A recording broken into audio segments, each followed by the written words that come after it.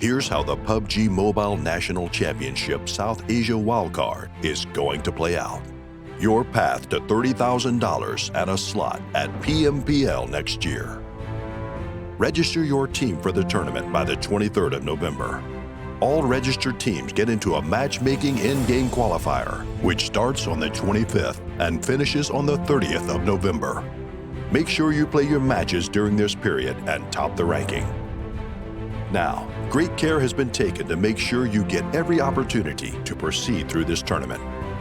The top 256 teams from the in-game qualifiers will be invited to the first group stage. This stage will have 16 groups of 16 teams each. Each group will play 2 matches. The top 8 teams from each group will move on to the next phase. The second group stage will have 128 teams competing, split into 8 groups of 16 teams each. Groups will play 3 matches, and the top 8 teams per group will move on to the next stage.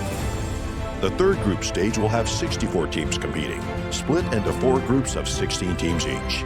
Groups will play 4 matches, and the top 8 teams per group will move on to the next stage. 32 teams will make it to the quarterfinals.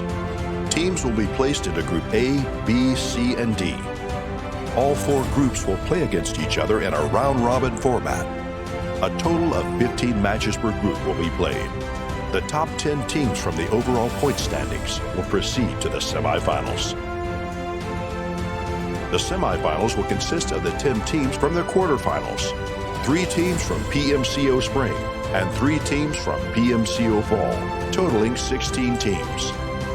The semifinals will be 4 days of 6 matches each, with the top 11 teams moving on to the grand finals. The grand finals will consist of the 11 teams from the semifinals and 5 teams from PMPL Fall.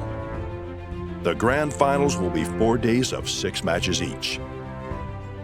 And a winner will be crowned. Are you ready to make your mark?